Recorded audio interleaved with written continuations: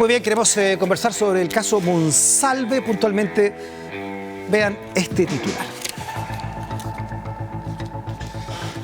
Esto lo conocimos el día de ayer, que Monsalve dejó finalmente Capitán Llaver luego de 180 días en prisión preventiva e insiste, dice, en su inocencia.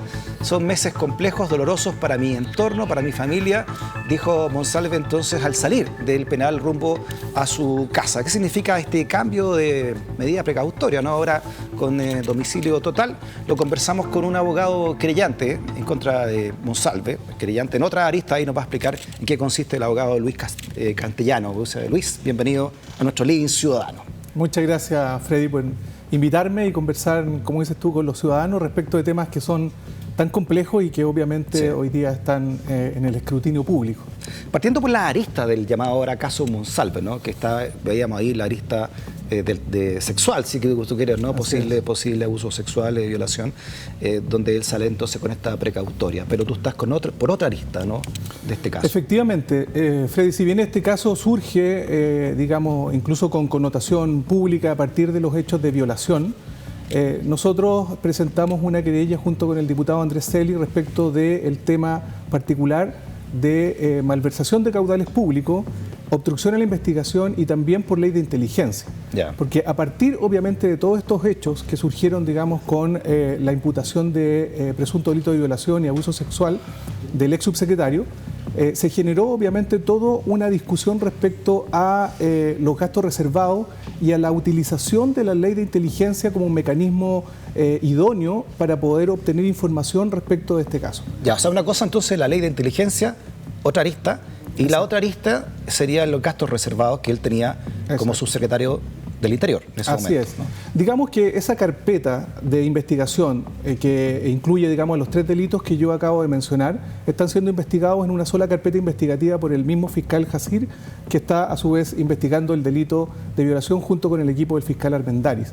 De tal manera que se armó esta carpeta de forma paralela para investigar exclusivamente el delito vinculado a la ley de inteligencia, la malversación de caudales públicos, que en palabras simples es la utilización indebida de los gastos reservados, y también otros fondos públicos que ya lo vamos a conversar.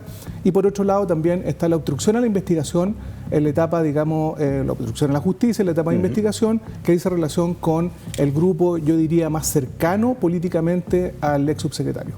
Como abogado creyente entonces de este caso, ¿qué te parece entonces este cambio de precautoria, de acuerdo a la Suprema, ¿no? Que tenga ahora arresto domicilio total? Bueno, es una situación, obviamente, nosotros siempre los abogados decimos que los fallos hay que respetarlos, hay que cumplirlos, y en este caso el máximo tribunal, a partir de una apelación que se hace de un recurso de amparo, resuelve que efectivamente acá hay algunos antecedentes que naturalmente permiten que las diligencias que se efectuaron en su oportunidad hayan sido consideradas ilegales, y por lo tanto cambia el criterio que había manifestado la Corte de Apelaciones en primer lugar y por supuesto el Tribunal de primera instancia, que en este caso era el Juzgado de Garantía de Santiago, digamos, el 7º Juzgado de Garantía. Veamos parte de ese fallo, ¿no? Que deja entonces, le cambia la precautoria a Manuel Monsalve.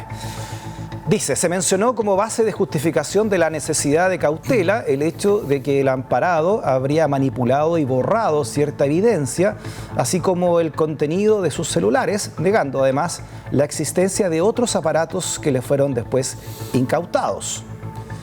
El dictamen impugnado estuvo desprovisto de la necesaria e imperativa fundamentación. A partir de dicho diagnóstico, se constata una vulneración de una forma intrínseca que debe cumplir toda resolución que prive, limite o coarte la libertad personal de una persona, señaló entonces la Corte Suprema en este fallo de 19 de mayo de 2025. Así es. Mira, lo que tú ¿Qué significa de reseñar, en términos simples, efectivamente, Freddy, acá la Corte Suprema hace énfasis en 2 cuestiones que son fundamentales respecto de la sentencia de la Corte de Apelaciones, que, insisto, se alza ante la Corte Suprema para ser, obviamente, vista en virtud de esta apelación. Y trata 2 puntos que yo resumiría, digamos, este tema. Primero, lo que tú acabaste de leer, que es la fundamentación de la sentencia.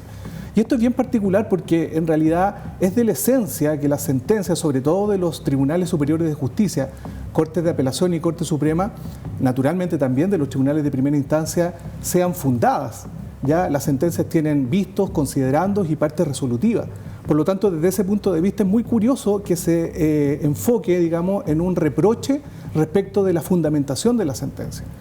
Y en segundo lugar, lo que hace también partícipe en este caso la Corte Suprema es respecto a una cuestión en relación a la forma de proyectar, digamos, las investigaciones o las fundamentaciones de esta sentencia. Es decir, hace un reproche respecto a cómo finalmente el Ministerio Público presenta, digamos, esta situación, tanto en el tribunal como en la Corte de Apelaciones, en relación, digamos, a los fundamentos para apoyar su petición de la necesidad de cautela a través de una prisión preventiva. El fallo dice... le dice al Ministerio Público, usted debió haberse apoyado, digamos, y al tribunal naturalmente, en aspectos prospectivos, no en aspectos que ya pasaron. Es decir, el tema del celular, el tema que usted tuvo acceso, digamos, a determinados, digamos, medios tecnológicos, eso ya pasó. Aquí lo que se hace es un examen respecto a lo que va a pasar y la necesidad cautelar respecto a lo que puede pasar en este caso con el ex subsecretario. Claro, por eso se llama cautelar, finalmente. Exactamente. Claro. Entonces, ese es el reproche que le hace jurídico, naturalmente, la Corte Suprema a la Corte de Apelaciones. Se ve bien duro el reproche así a simple vista, ¿no? Sí, se ve duro. Yo diría que es bastante particular, digamos, porque hoy día se está utilizando, digamos, el recurso de amparo como una forma, como una medida para discutir precisamente cautelares de tan gravedad como la prisión preventiva. ¿Ya? Veamos, Luis, lo que dijo precisamente entonces Manuel Monsalve al salir del capitán Llaver. Por supuesto que hay una denuncia, las denuncias tienen que ser investigadas, pero quiero volver a sostener lo que he dicho desde el principio. Los delitos, respecto a los delitos que se me imputan, quiero reiterar mi inocencia y mi disposición, por eso está mi defensa aquí, a que la inocencia y la culpabilidad de una persona debe resolverse en los tribunales de justicia.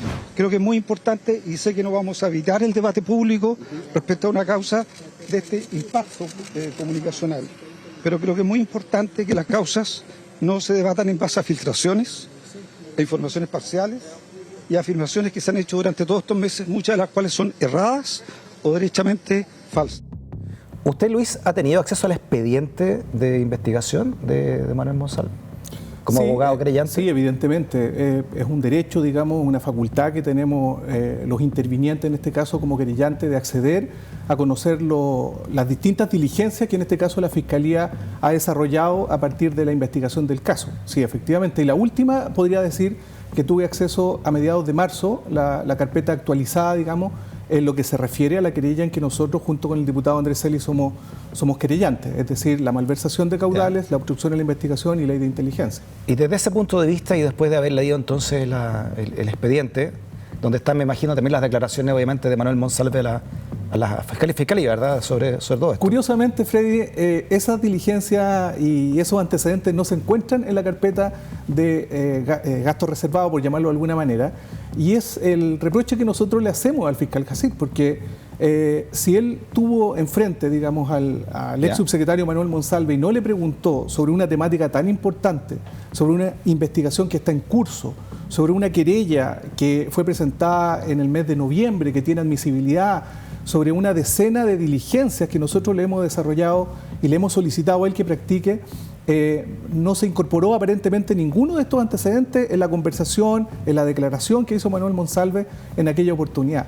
Entonces, esos antecedentes a nosotros, evidentemente, que nos mueven a hacer un reproche a la forma en que se ha desarrollado la investigación en lo que dice relación con gastos reservados. Perdón, usted me está diciendo entonces que en el expediente no se le hicieron, o al menos no se pusieron las preguntas que se le podían haber hecho a Manuel Monsalve sobre este tema puntual de gastos reservados. Efectivamente, eso yo lo puedo deducir por el hecho de que en la actualización de carpeta que pedimos en marzo de este año, no viene la declaración del señor Manuel Monsalve. Por lo tanto, podemos pensar de que efectivamente no hay antecedentes necesarios, digamos, para incorporarlo en la carpeta en que nosotros somos parte querellante. Veamos un titular, ¿no?, al respecto también, Luis, y lo conversamos acá. Okay. Esto habla de Diario de la Universidad de Chile, dice sobre el caso, una comisión especial investigadora, ¿no?, del caso Monsalve, ex subsecretario utilizó 847 millones en menos de 3 años en gastos reservados, ¿no? Una comisión, obviamente, que se investigadora que se abrió por el tema que usted está liderando, 847 millones. ¿Cuánto dinero por ley tenía en sus gastos reservados para utilizar del señor Monsalve como subsecretario del Interior? Bueno, si uno se va a las partidas presupuestarias, digamos, y a lo que nosotros hemos tenido acceso, él tenía, digamos, teóricamente cerca de 1.500 millones de pesos disponibles, digamos, en su cartera para poder desarrollarlo y para poder, obviamente, vincularlo a las áreas propias de las actividades de los gastos reservados. 1.500 millones. ¿1.500 millones al año? Son 1.500 millones de pesos al año, efectivamente. ¿Se renueva cada año? Se renueva cada año. Y obviamente gastos reservados significa que él los puede usar. Gastos reservados, la ley lo define, Freddy, de una manera bien particular. Solamente pueden ser utilizados para fines específicos que establece la ley, que son básicamente inteligencia, contrainteligencia, y efectivamente el protocolo que hoy día existe establecido en la ley dice relación con una rendición bastante laxa, muy genérica, que por un lado, digamos, tiene un control interno a partir, digamos, del propio Subsecretaría del Interior y también del Ministerio del Interior, porque aquí no olvidemos, Freddy, de que aquí hay fiscalizaciones internas que se pasaron por alto, y en ese sentido para nosotros es tan importante la responsabilidad de la ministra Carolina Toá como ministra del Interior en relación, digamos, a la fiscalización de estos fondos. Y por otro lado, una suerte de fiscalización o control externo que realiza la Contraloría General de la República a partir, digamos, yo diría, de un control bastante formal en la ejecución de estos fondos. Estamos hablando de más o menos 30 millones mensuales para llegar a los 1.500 millones al año. Aproximadamente. Ahí usted dice que la Contraloría, por ser gasto reservado, no puede hacer un trabajo de muy... Sí, la Contraloría por definición no realiza un examen de fondo de, digamos, del su pronunciamiento, ¿ya? No realiza exámenes de mérito, de oportunidad, si esto fue bueno o fue malo. ¿Ya? Lo que realiza en este caso es un examen meramente formal, es decir, si se cumplieron digamos, los pasos. ¿Qué es lo que ha pasado con los directores de Carabineros que también están cuestionados o los comandantes jefes de ejército también cuestionados, ¿no? Exactamente. Y después una firma y dicen, no, sabes que se usó de manera correcta. Exacto. ¿No? Y yo creo que ahí hay un desafío legislativo y que de hecho el diputado Andrés Celi está trabajando, me consta en eso, en proponer, digamos, mecanismos que sean mucho más intrusivos en lo que dice relación con la fiscalización de dineros públicos, porque al final, Freddy, esto son plata de todos los chilenos. Veamos lo que dijo la Contraloría, ¿no?, al respecto. Mira. Esto dijo, mira, el informe de gastos reservados de Monsalve y por qué Toá tenía el rol de visar el uso de esos fondos, según explica el sitio Exante, que 4 días antes de dejar el cargo, Toá recibió un informe reservado de Contraloría sobre el uso de gastos reservados del ex subsecretario Manuel Monsalve. Según un dictamen del organismo que dirige Dorothy Pérez, la ministra era la encargada de visar y recibir las rendiciones semestrales del subsecretario para determinar que estos recursos no se gastaron para fines ajenos como campañas políticas o contratación de personal. De acuerdo a lo que ustedes también han investigado, ¿no? Luis, como creyentes, ¿en qué se habrían gastado estos, o malmente gastados, si es que sí fue, estos dineros fiscales? Bueno, esto es materia de investigación, naturalmente. Sí, pero de acuerdo a usted, porque si usted presenta una querella, efectivamente, me imagino que es sobre algún supuesto o al menos algún tipo de investigación, ¿no? Exactamente, para allá voy. En primer lugar, tenemos que decir que esto es materia de investigación, por lo tanto, el dar un juicio categórico hoy día sería irresponsable. Sin embargo, en primer lugar, nuestra querella apunta efectivamente acá a la utilización de fondos públicos en cuestiones de carácter personal, o al menos que no decían relación con los aspectos que la ley específicamente señala en relación a los gastos reservados. Algunos de ellos ya han aparecido en la prensa. Por de pronto, digamos, existe un indicio, una sospecha de que el hotel donde se hospedaba el ex subsecretario fueron pagados con dineros en efectivo. Y estamos hablando de altas sumas. Lo que esperamos es que en la próxima actualización de los gastos reservados aparezcan las diligencias que el mismo fiscal Jacir solicitó al hotel en relación, digamos, al periodo en que el subsecretario asumió como tal y se hospedó en ese hotel, porque solamente llegaron una parte respecto de lo que él pagó en dinero en efectivo en el hotel. De más está referirse, digamos, a las salidas y al tiempo personal que él obviamente utilizaba. Pero así todo, digamos, se van concatenando una serie de antecedentes en relación a la pregunta que tú hacías. ¿Dónde fue a parar esa plata? Claro, porque sabemos, disculpe, como dice la titular ahí, usted está señalando de lo del hotel, también lo del restaurante, que se pagó en efectivo de acuerdo a testigos también de aquel restaurante peruano. Pero, ¿qué otros antecedentes tienen ustedes o bajo qué lupa están mirando estos gastos personales que usted señaló que habría incurrido, ¿no, Monsalve? Bueno, eso es lo que yo le digo que es materia de la investigación. Nosotros evidentemente hemos aportado una cantidad de antecedentes que vinculan obviamente la utilización de estos gastos en lo que dice relación, digamos, a aspectos que no son institucionales. Y eso para nosotros es muy grave y obviamente es el fiscal el quien tiene, digamos, las facultades constitucionales y legales para poder solicitar y requerir que estas diligencias finalmente se concreten. Y es ahí en donde yo tengo, en lo personal, digamos, una crítica a la labor que ha realizado el fiscal Jacir en lo que dice relación con esta arista. Pues nosotros hemos hecho una decena de solicitudes de diligencia, las cuales yo diría que en una gran mayoría han sido rechazados porque, según el fiscal, están en curso u otras simplemente para él son inconducentes respecto de lo que se está investigando. Sin embargo, vuelvo a insistir en la actualización que nosotros hemos tenido, en nada, digamos, existen esas solicitudes que para nosotros son importantes. O sea, ¿cómo no va a ser importante, Freddy, digamos, que se cite a declarar al círculo cercano de Monsalve desde el punto de vista familiar? ¿Cómo no va a ser importante que se cite, digamos, al círculo cercano de asesores a declarar? Esas cuestiones para nosotros son muy, muy relevantes, porque evidentemente ahí probablemente podemos encontrar la respuesta a las preguntas que tú señalas. Y otro de los aspectos que nosotros hemos mencionado como gastos reservados, como malversación de caudales públicos en estricto rigor, es la utilización no necesariamente de plata, Freddy, sino que la utilización de recursos públicos. Es decir, cuando el ex subsecretario viaja a Concepción por sugerencia, orden del presidente de la República, lo hace en vehículos policiales. Él se devuelve en vehículos, en un avión de carabineros. ¿Quién paga eso?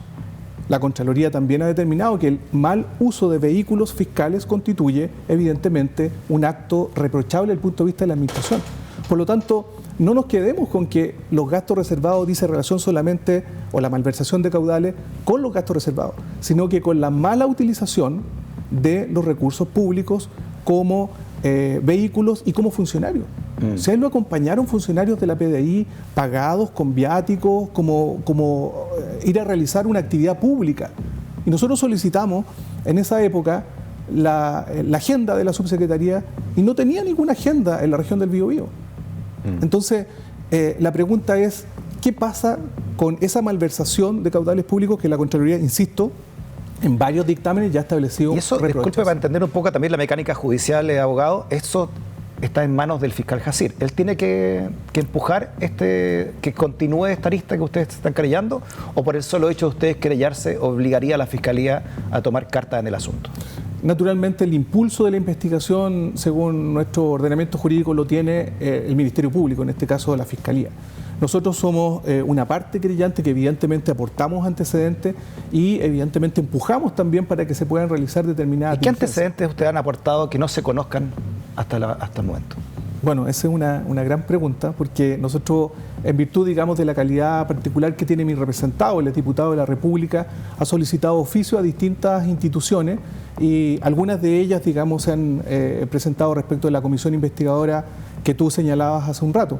Nosotros hemos presentado documentos relativos a lo que ya te mencionaba, es decir, la participación de funcionarios de la PDI haciendo, digamos, comisión de servicio, acompañando al ex subsecretario a la región del Biobío, digamos, cuando él se dirigió a contarle a su familia, digamos, la situación que estaba pasando. Entonces, eso es muy importante y nosotros lo hemos puesto a disposición. El uso de recursos públicos, pero el uso de recursos en cuanto a gastos reservados, ¿tienen ustedes aportaron algo que no se conozca? Mira, nosotros tenemos presunciones respecto a esa situación, pero vuelvo a insistir acá, quien tiene los recursos, quien tiene las facultades y quien tiene el tiempo destinado precisamente para perseguir ese tema y establecer la trazabilidad de los dineros es la Fiscalía. Claro, porque presunciones no es nada, pues, No, pero en materia penal, digamos, los indicios sí conducen, digamos, eventualmente a la configuración de un delito si se investiga y si se establecen los antecedentes que corresponden. Disculpe, indicios de que se habría gastado también en otro tipo de cosas este dinero. Sí, ¿Ustedes tienen esos indicios? Nosotros tenemos indicios respecto de eso que se lo hemos puesto a disposición de la Fiscalía. ¿Y qué ha dicho la Fiscalía al respecto? Bueno, la Fiscalía, como le digo, Freddy, está en una investigación respecto a este tema desde el mes de noviembre, donde obviamente esto comienza, digamos, con nuestra querella, sin perjuicio de que gran parte de la investigación es extraída del expediente del delito de violación. Pero evidentemente esperamos... Claro, que es la arista que se está siguiendo por la cual estaba Monsalve y Capitán Llaver. Claro, por supuesto. Por lo tanto, hoy día estamos a la espera de un informe de Contraloría que solicitó la Fiscalía en relación, digamos, a este caso en particular y otros antecedentes que son sumamente importantes. Ya le mencioné algunos. El hotel, precisamente las declaraciones. Recuerde que acá nosotros nos querellamos por ley de inteligencia también en contra del director de la Policía de Investigaciones. Y respecto a esas declaraciones o esas diligencias tampoco se han desarrollado. Sí. Luis, disculpe, para entender también el proceso judicial que usted está encabezando como abogado querellante, ¿no? En marzo me dijo usted que le habían pasado esta carpeta. La actualización. Solamente con los datos que a usted le importan como abogado, ¿no? Exacto. Sacando toda la materia sexual hacia otro costado. Exacto. ¿Cada cuánto tiempo se renueva? Ustedes pueden pedir una actualización de estas carpetas. En teoría usted podría pedir actualización todos los días, pero evidentemente que aquí toda investigación tiene una maduración. Esto es casi como una ley de la naturaleza, digamos. ¿Y cuándo saben ustedes si el fiscal ha avanzado o no en su causa? Él le dice, ya tengo nuevos datos. No, lamentablemente no ha habido esa comunicación, esa labor, digamos, que uno pudiese pensar que existe un equipo cuando ambas partes están persiguiendo efectivamente el mismo objetivo. Y por lo tanto echamos de menos efectivamente esa suerte de colaboración. Probablemente es una forma particular de investigar o de trabajar del fiscal Jacir, yo lo ignoro, pero efectivamente nosotros echamos de menos lo que usted menciona, digamos, una cuestión mucho más colaborativa, fundamentalmente por la calidad de la información que puede también requerir nuestro representado. Uno de los aspectos que también en ese sentido nosotros presentamos dice relación con algunos informes de la UAF y de la Superintendencia de Casinos respecto de la participación naturalmente o eventual participación del señor Manuel Monsalve en casinos de juego.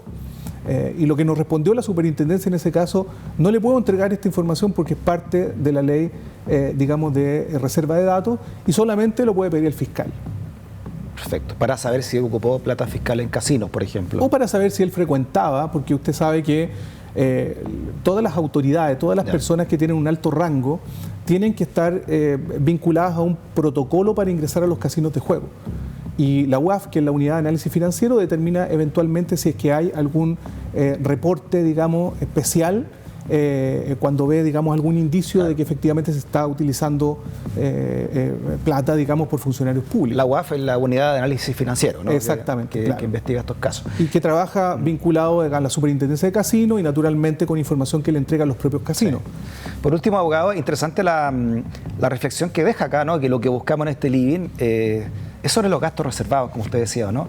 Claro, pueden ser muy importantes para la institucionalidad, pero ¿cómo se están usando? A raíz de todos los casos que, como dijimos, ya hemos visto en Fuerzas Armadas y de Orden, en las más altas jerarquías y también en nuestras jerarquías civiles, ¿no? Así es. ¿Cómo poder controlarlo dentro de la necesaria utilización quizás de esos gastos reservados, ¿no?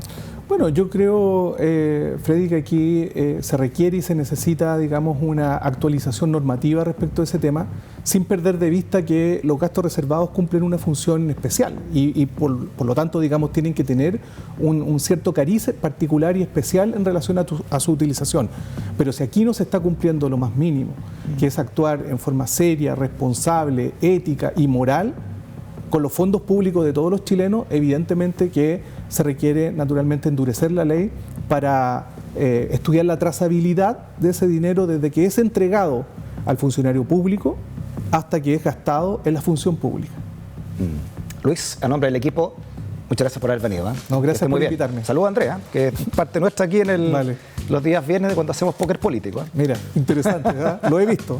Que esté muy bien. Gracias. También gracias por la sintonía y por ser parte de esta comunidad del pensamiento. Nos encontramos nuevamente el jueves, mañana feriado 21 de mayo. Nos encontramos nuevamente aquí en el Living Ciudadano de Vía X. Que esté bien. Chao, chao.